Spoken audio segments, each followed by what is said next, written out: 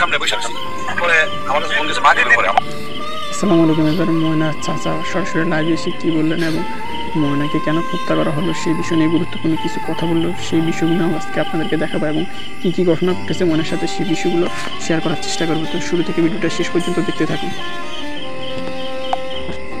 মাদ্রাসা গেছিল, মাদ্রাসা থেকে আইসে তার ওই যে মাদ্রাসার মধ্যে বিরিয়ানির একটা পার্টি আসছিল, অর্ধেক আসছে আর অর্ধেক তার মাল লাগিয়ে নিয়ে আইসে মারে দিয়া পরে বাড়ি সারিয়ে খেলতো। আমার কাছে আমি ওই যে আমার গেটের সামনে বসে আছি পরে আমার কাছে ফোন দিয়েছে মাকে পরে আমার স্বাস্থ্য ফোন দিয়েছে ভাই।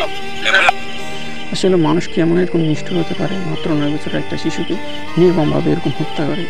এদের কিরকম শাস্তি হওয়া দরকার একটু কমেন্ট করে আপনারা অবশ্যই জানাবেন।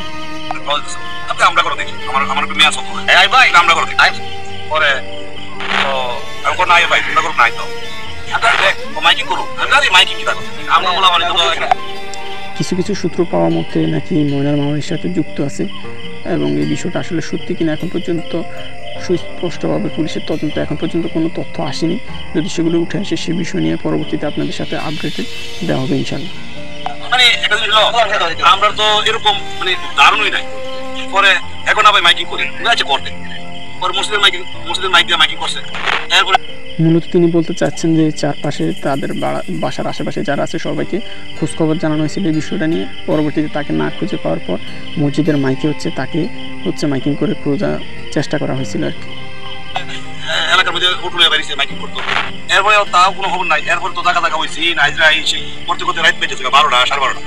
এরপরে আমরা চিন্তা করলাম যে কি কোনো খবর নাই, এই একটা জিডি করা দরকার। পরে গেলাম থানা দিয়ে আসে একটা জিডি করলাম, জিডি করে এলাম রাতে 2:30 দিকে আসেন। এরপরে আমি নিজে 10 লাইট লইয়া পুরো এলাকা মানুষ হয়ে গিয়া পুরো এলাকা।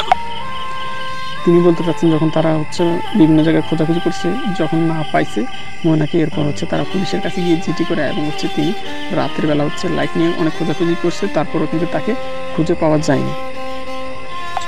কিন্তু আসলে মসজিদের ভিতরে যে দোতলার ভিতরে এরকম ঘটনা কেউ না মসজিদের দোতলা ইউজ বলতে হবে শুধু জুমার দিন, আর বাকি দিন সকালবেলা।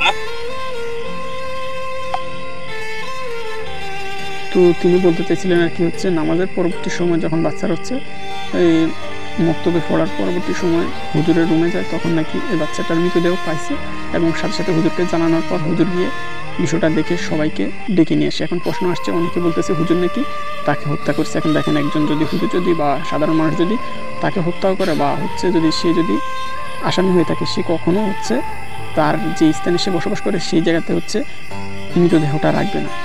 সে সবসময় চাইবে তার প্রমাণগুলো লুপট করার জন্য, কিন্তু হুজুর কিন্তু এই বিষয়টা করেনি। এখন এর দ্বারা বোঝা যাচ্ছে যে হয়তো বা হুজুরে বাচ্চাটাকে হত্যা করেনি, তবে পুলিশে যেহেতু তদন্ত করছে, তদন্ত শেষে বেরিয়ে আসবে প্রকৃত আসামিকে বা প্রকৃত খুনিকে। প্রকৃত খুনির কীরকম শাস্তি হওয়া দরকার অবশ্যই আপনারা কমেন্ট করে জানাতে ভুলবেন না।